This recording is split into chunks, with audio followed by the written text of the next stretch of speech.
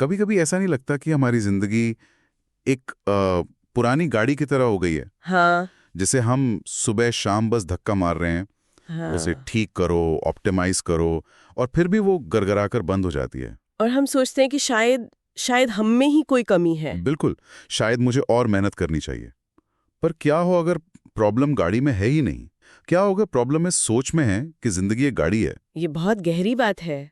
क्या हो अगर जिंदगी कोई मशीन है ही नहीं जिसे हमें ठीक करना है? तो फिर क्या है? क्या हो अगर ये एक विशाल मतलब अनप्रिडिक्टेबल समुंदर है और हमें मैकेनिक नहीं बल्कि एक सर्फर बनना सीखना है? वाह! और यही यही आज की हमारी बातचीत का सार है। हमारे पास ऋषि खुल्लर की किताब का एक हिस्सा है जो इसी आइडिया पर जोर देता है। और आज का मिशन सिर्फ फिलॉसफी समझना नहीं है ना? नहीं, बिल्कुल नहीं। आज हम एक असली प्रैक्टिकल प्लेबुक बनाएंगे।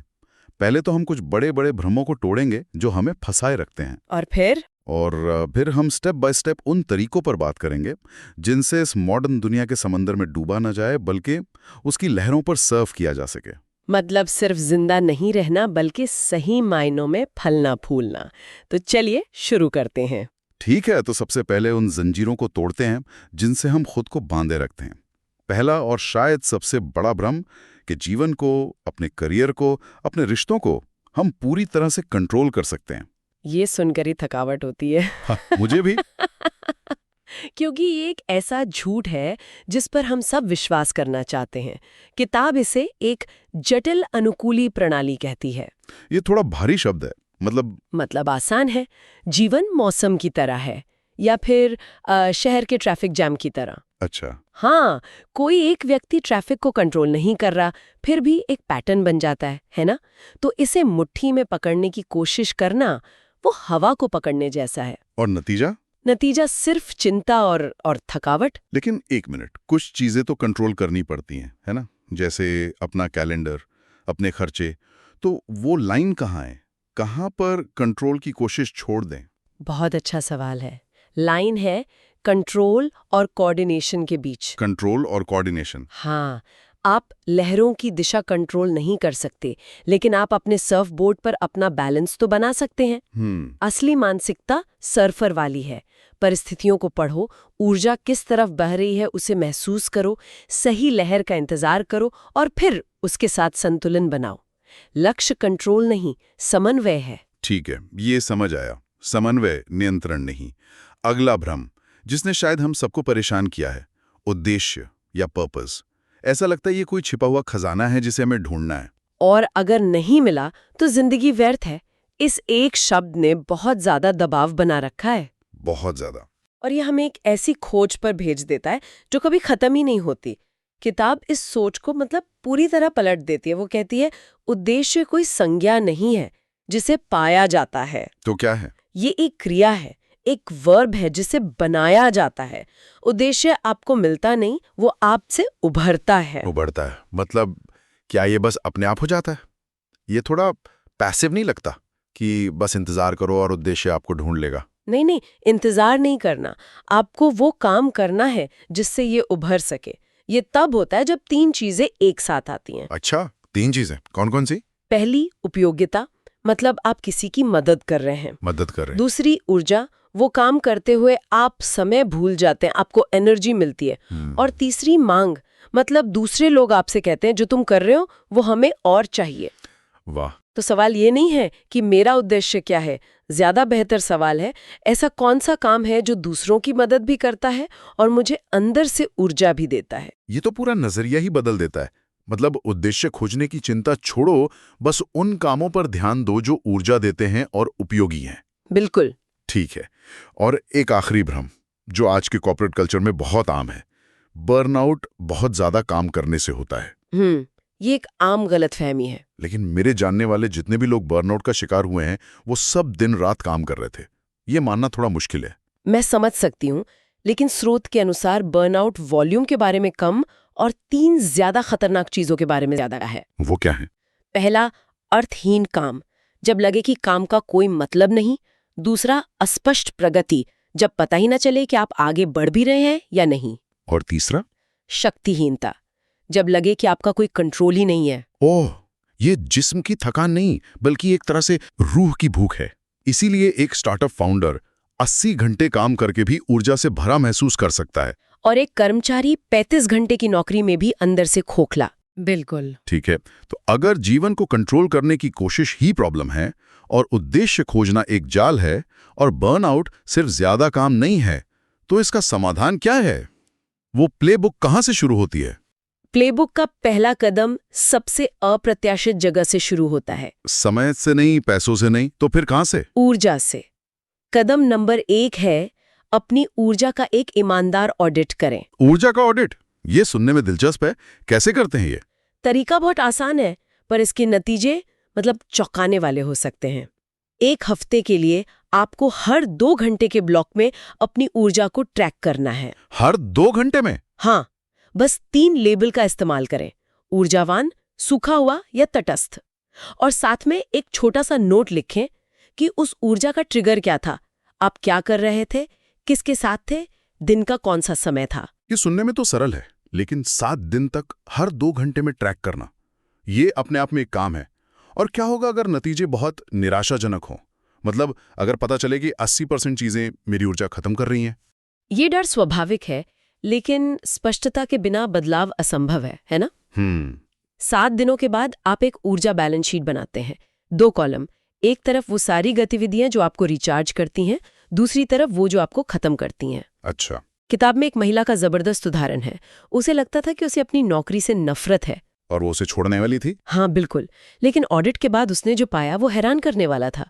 उसे अपनी पूरी नौकरी से नफरत नहीं थी। तो फिर किससे थी? उसने देखा कि जब भी वो क्लाइंट्स के साथ कॉल पर होती थी या टीम के साथ ब्रेनस्टॉर्मिंग करती थी, तब उसकी ऊर्जा ऊर्जावान होती थी। एग्जैक्टली। लेकिन जब भी उसे अकेले बैठकर 50 पेज की लंबी रणनीति डेक बनानी पड़ती थी, तो उसकी ऊर्जा सूखा हुआ हो जाती थी। मतलब समस्या नौकरी से नहीं, नौकरी के एक हिस्से से थी। हाँ, तो उसने नौकरी नहीं छोड़ी, उसने अपनी भूमिका को रीडिजाइन किया। कमाल है। उसने मैनेजर से बात की, अपनी जिम्मेदारियों को थोड़ा बदला, और नतीजा, उसकी संतुष्टि और परफॉर्मेंस दोनों बढ़ गए। उसे नई नौकरी की नहीं, नई ऊर्जा संरेखण की जरूरत थी। ठीक है, तो मैंने अपनी ऊर्जा को ऑडिट कर लिया। मुझे पता चल गया कि लंबी मीटिंग्स और एडमिन का काम मेरी ऊर्जा खत्म कर देते हैं। लेकिन ये तो मेरी नौकरी का हिस्सा है, इनसे तो मैं बच नहीं सकता। तो यहाँ पर क्या सिर्फ विल पावर से काम चलाना पड़ेगा? और यहीं पर ज्यादातर लोग गलती करते हैं। इच्छा शक्ति एक बैटरी की तरह है जो बहुत जल्दी खत्म हो जाती है। सही बात है। उस पर निर्भर रहना सबसे अविश्वसनीय तरीका है। इसलिए प्लेबुक का दूसरा कदम है अपनी इच्छा शक्ति नहीं, अपने सिस्टम को डिजाइन करें। सिस्टम को डिजाइन करें? हाँ, मूल सिद्धांत ये है कि आपका व्यवहार आपके इरादों का नहीं, आपके सिस्टम का परिणाम है। अगर सिस्टम टालमटोल के लिए बना है तो मैं टालमटोल ही करूंगा, चाहे कितने भी मोटिवेशनल वीडियो देख लूं। बिल्कुल। तो सिस्टम को डिजाइन करने का मतलब क्या है? कुछ उदाहरण दे सकते हैं? जरूर। इसकी 2 आसान रणनीतियां हैं। पहली, बुरी आदतों के लिए घर्षण पैदा करें, फ्रिक्शन, मतलब उन्हें मुश्किल बना दें। जैसे? अगर आप बार बार अपना फोन चेक करते हैं तो उसे दूसरे कमरे में चार्ज पर लगाएं। अगर आप सोशल मीडिया से विचलित होते हैं तो उसे ब्लॉक करने वाले ऐप्स का इस्तेमाल करें। अच्छा, और दूसरी रणनीति? सही व्यवहार के लिए डिफॉल्ट रास्ते बनाएं, मतलब उन्हें आसान बना दें। अगर जिम जाना है तो रात में ही कपड़े निकाल कर दरवाजे के पास रख दें। अगर किसी जरूरी प्रोजेक्ट पर काम करना है तो अपने कैलेंडर में डीप वर्क के लिए समय पहले से ही ब्लॉक कर दें। यहाँ पे जो बात मुझे सबसे ज्यादा पसंद आई वो ये है, आप आलसी नहीं हैं, आप शायद एक ऐसा सिस्टम चला रहे हैं जो उन नतीजों के लिए कभी डिजाइन ही नहीं किया गया था जो आप चाहते हैं। ये लिए सबसे महत्वपूर्ण बदलाव है, सिस्टम को ठीक करें, खुद को नहीं। सिस्टम की बात तो ठीक है, लेकिन हमारी अपनी मानसिक आदतें, वो जो हमें फंसाए रखती हैं, जैसे जरूरत से ज्यादा सोचना, हर चीज को टालना, ये तो हमारे दिमाग के अंदर का सिस्टम है। इसे कैसे डिजाइन करें? ये हमारी प्लेबुक का तीसरा और सबसे गहरा कदम है। अपनी आंतरिक दुनिया पर महारत हासिल करें। ओके। और यहाँ भी पारंपरिक सलाह को भूलना होगा। पहला मानसिक बदलाव है नियंत्रण की मानसिकता से क्षमता की मानसिकता की ओर बढ़ना। क्षमता या मतलब कैपेसिटी। हाँ, नियंत्रण नाजुक होता है, जैसे ही हालात बदलते हैं ये टूट जाता है। क्षमता लचीली होती है, ये आपको हालात के हिसाब से ढलने में मदद करती है। तो क्षमता का निर्माण कैसे करें? क्या आप कह रहे हैं कि मुझे जानबूझकर ऐसी चीजें करनी चाहिए जिनमें मैं अच्छा नहीं हूं? बिल्कुल, ये तनाव के लिए एक टीके की तरह है। किताब इसे क्षमता प्रतिनिधि या कैपेसिटी लैप कहती है। अच्छा। कुछ ऐसा कठिन करें जिसे आप पूरी तरह से नियंत्रित नहीं कर सकते, जैसे बिना तैयारी के बोलना या कोई नया म्यूजिक इंस्ट्रूमेंट सीखना जहां आप बिल्कुल नौसिखिया हैं। इससे आप अपने नर्वस सिस्टम को अनिश्चितता के साथ सहज होना सिखाते हैं, ताकि जब असल जिंदगी में अनिश्चितता आए तो सिस्टम घबराए नहीं। एग्जैक्टली। और टालमटोल का क्या? ये तो शायद सबसे महंगी लत है। वो 72 आवर का नियम क्या है? वो काम करता है? ये हमारा भविष्य चुराती है। इसके लिए किताब एक सरल नियम देती है, 72 आवर का नियम। अगर आप किसी काम को 3 दिन से ज्यादा से टाल रहे हैं, तो इसका मतलब है कि आप उसके बारे में सोचकर ज्यादा ऊर्जा बर्बाद कर रहे हैं। नियम ये है, उसे बस शेड्यूल कर दें, कैलेंडर में डाल दें। पूरे काम को? नहीं, यही ट्रिक है। बस उसका सबसे छोटा, सबसे पहला कदम शेड्यूल करें। रिपोर्ट खत्म करो नहीं, बल्कि रिपोर्ट के लिए नया डॉक्यूमेंट खोलो और टाइटल लिखो। एक्शन से स्पष्टता आती है, इंतजार करने से डर बढ़ता है। बिल्कुल। और आखिरी मानसिक आदत, ओवरथिंकिंग। जब विचार एक लूप में फंस जाएं, तब क्या करें? हाँ, ये बहुत होता है। उस वक्त क्या करना चाहिए? उस वक्त दिमाग से लड़ने की कोशिश बंद कर दें, अपने शरीर का उपयोग करें। किताब कहती है, स्पष्टता गति के बाद आती है, पहले नहीं। वाह। जब दिमाग फंसा हो तो शारीरिक स्थिति में बदलाव उसे बाहर निकालता है। 45 मिनट की तेज वॉक पर जाएं, ठंडा शावर लें या अपना पसंदीदा गाना लगाकर उस पर खुलकर डांस करें। डांस? ये थोड़ा बचकाना नहीं लगेगा? लग सकता है, लेकिन ये एक न्यूरोलॉजिकल रीसेट बटन है। आपका दिमाग एक ही समय में चिंता के लूप और तेज संगीत की लय पर ध्यान केंद्रित नहीं कर सकता। ठीक है, तो हमने अपनी ऊर्जा को समझा, अपने बाहरी सिस्टम को डिजाइन किया और अपनी आंतरिक मानसिक आदतों पर काम किया। ये सब टुकड़े जुड़कर किस बड़ी तस्वीर को बनाते हैं? अंतिम लक्ष्य क्या है? ये सब एक ही चीज की ओर ले जाते हैं, जो इस पूरी फिलॉसफी का मतलब दिल है, संरेखण, अलाइनमेंट। संरेखण? हाँ, आधुनिक दुनिया में फलने फूलने के लिए यही एकमात्र स्थायी रणनीति है। ये शब्द थोड़ा अमूर्त लगता है, इसका प्रैक्टिकल मतलब क्या है? इसे ऐसे सोचिए, ऊर्जा ऑडिट आपको बताता है कि आपका हाँ कैसा महसूस होता है। सिस्टम डिजाइन आपको उस हाँ का समर्थन करने वाला जीवन बनाने में मदद करता है। और आंतरिक दुनिया पर महारत? वो उस मानसिक शोर को हटाता है जो आपको अपनी हाँ सुनने से रोकता है। संरेखण तब होता है जब ये तीनों एक साथ काम करते हैं। इसका मूल विचार क्या है? मूल विचार है, यदि आपको जीतने के लिए खुद से लड़ना पड़ रहा है तो आप पहले ही हार चुके हैं। वाह। असंरेखण या मिसअलाइनमेंट एक छिपा हुआ टैक्स है जो आपकी सारी ऊर्जा और इच्छा शक्ति को चुपचाप खत्म कर देता है। तो हम ये कैसे जाने कि हम संरेखित हैं या नहीं? क्या इसका कोई टेस्ट है? किताब 2 बहुत शक्तिशाली टेस्ट देती है। पहला है संरेखण परीक्षण प्रश्न।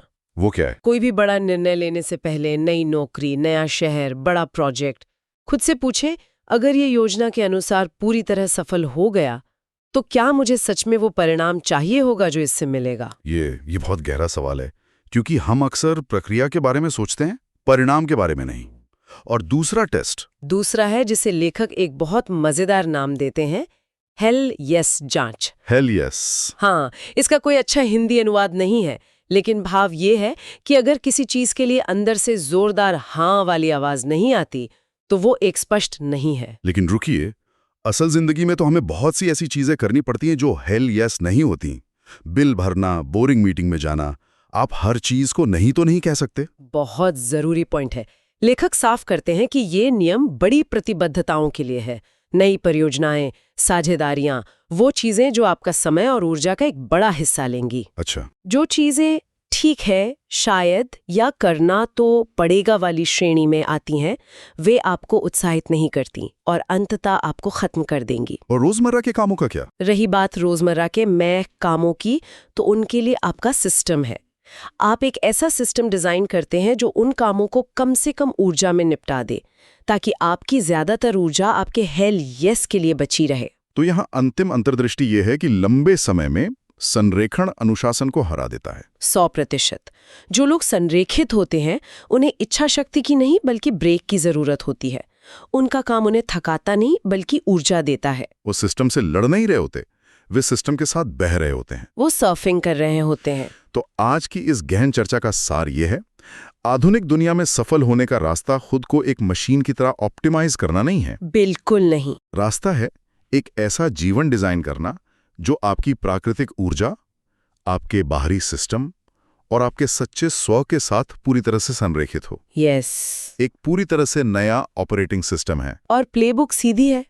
अपनी ऊर्जा का ऑडिट करें ताकि आप जान सकें कि आपको क्या ईंधन देता है। अपने व्यवहार को निर्देशित करने के लिए सिस्टम बनाएं ताकि इच्छा शक्ति पर निर्भर ना रहना पड़े। हाँ, और अपनी आंतरिक दुनिया में नियंत्रण के बजाय क्षमता का निर्माण करें ताकि आप बदलाव के साथ अनुकूल हो सकें और हर चीज में संरेखण का लक्ष्य रखें। जाते जाते किताब का एक विचार है जो मुझे सोचने पर मजबूर कर गया। क्या विचार ये है, आप इसलिए अटके नहीं रहते कि आप आलसी हैं। आप इसलिए अटके रहते हैं क्योंकि आपको उस अटके रहने से कुछ मिल रहा है। वाह, ये तो सोचने वाली बात है। तो आज की चर्चा के बाद शायद ये सवाल खुद से पूछने लायक है, अटके रहने से आपको कौन सा छिपा हुआ इनाम मिल रहा है? क्या ये आराम है, परिचित होने का सुरक्षित एहसास है, या आप शायद असफलता के जोखिम से एक ढाल?